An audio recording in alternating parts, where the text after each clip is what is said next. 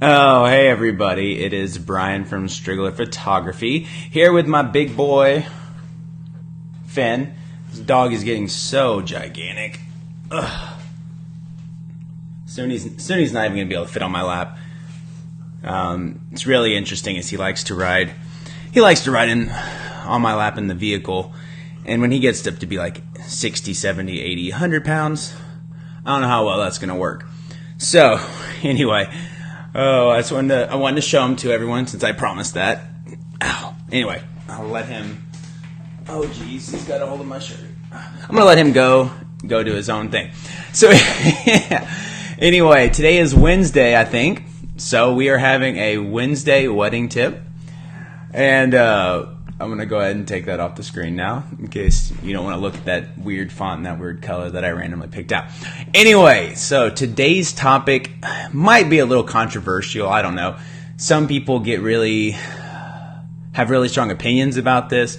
Some people don't. So the question is, should you have alcohol at your wedding? And I'm mainly meaning reception, but I guess you could have alcohol at the ceremony too. So some people will be like, no alcohol whatsoever at any point in the day, and others will be like, we're going to drink it up and we're going to have a time. So I've seen both. I've definitely seen both. I've seen some very strict ones, and I've seen some very crazy ones. So I thought I would give my opinion on that matter, and whether or not people should be drinking it up or they shouldn't be having any alcohol. So let's start with the drinking side of it all. So why would you have alcohol at your wedding? Well, first of all, most weddings are parties. They're going to be fun. There's going to be dancing. People are having a good time, and most people associate that with alcohol. Does that mean you can't have a good time without alcohol? Does that mean you can't dance without alcohol? Of course not. But I think in our society, and a lot of it, people have kind of connected alcohol with that, and they have maybe a better time with alcohol. I don't know. I will say it definitely loosens people up. We'll get to the bad side of that in a second. But people are more likely to stay longer at your wedding. They're more likely to go out and dance.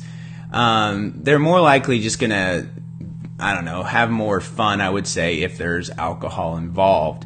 But again, it doesn't have to be that way. But in most cases, that's kind of what I see. If there's alcohol, people are going to be out there. It's going to be a louder, more lively time than if there is no alcohol.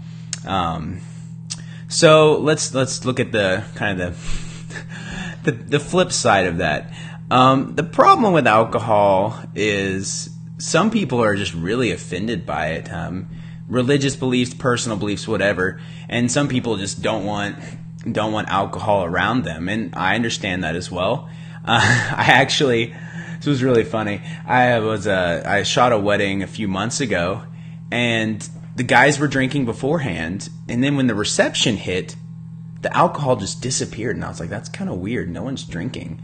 And then later in the night in the reception, all of a sudden, I saw some people leave, and then all of a sudden the groom gets up on the mic and he's like, all right, everybody ready to drink? Let's get our drink on. And so I was like, oh, something just happened. So it turns out the grandmother was very against alcohol, and so they had to stop drinking, or they couldn't drink with her around. And as soon as she walked out the door, the alcohol started flowing, and they started getting wild. Ended up with some shirts off and stuff like that. So some people are really offended. They don't want alcohol around them. So you have to take that into consideration. You don't want your grandmother to have a heart attack.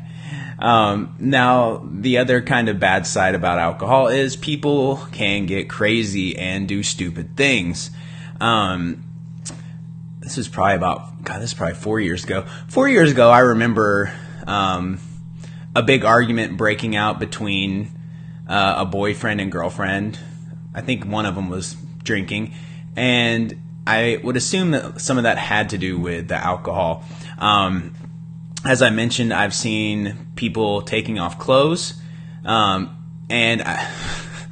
It's always funny to tell these stories, and I just wonder if the people are listening and they know I'm talking about them. One of my fondest memories was a wedding several years ago where the groomsmen all took off their undershirts and were just wearing the suit vests around, and they were a lively, fun group, and I've worked with them lots of times, and they always make me laugh. They also like to slap me on the bottom when they start to drink, and that doesn't offend me, but it might offend some people. I've seen people get a little too crazy. So alcohol does have its issues, and I guess you just kind of have to know the group, know if it's going to offend people, and know if there's certain people there that just can't handle it and are going to cause a ruckus. So you want to consider that. One of the other big things to think about whether or not you're going to have alcohol is the cost. I guess you can always have it where people pay for their own drinks, but people don't usually like doing that at a wedding. So if you're going to have alcohol there, you're talking about a lot more you're going to spend. And I don't know the numbers. I guess it depends on how much alcohol and if you can buy your own and bring it. But some people spend like $1,000 or more on alcohol. So if it's that important to you and you really like it and everything, then it's probably worth the money. But for some people, it's not worth an extra $1,000 to do that. So another thing to think about is whether or not the venue, will even allow it. Some venues will allow beer but no hard alcohol. If you're getting married in a church and you're having your reception in a church, they probably will frown upon it. So these are some things to think about if you're trying to decide, do we want alcohol at the wedding or at the ceremony or reception, or do we want to completely avoid it? Know the people that's going to be there, know what's important to you, know if you're going to offend anybody. But in the end, really, it's your wedding, and you are the one that makes the decision, and you want to be happy, and you know what's important to you. So take that and just think about that. I'm trying to think if I have any other funny alcohol-related stories. I'm sure I probably do, but I probably shouldn't share all of them because people might not like that. Another thing to consider, I forgot about this. So even if you say no alcohol, that doesn't necessarily mean people are going to listen. I have seen people in the wedding party sneak alcohol. I've seen where there were some venues that didn't allow the hard alcohol. I've seen the groom whip out a flask, and I actually got a photo of you doing that. If you remember, a person I'm not going to name. But it's hard to control people. If people really, really, really want to drink, they're probably really, really going to drink, and it's pretty hard to stop them. So that was just my last thought on that. You can say no alcohol, but doesn't necessarily mean people aren't going to do it. You make up your mind. It's your wedding. You want to be the one in control. You want to have fun. You do what you do. All right, guys. Thank you for listening. That's another Wednesday wedding tip with Brian. And I hope you have a wonderful week. See you guys.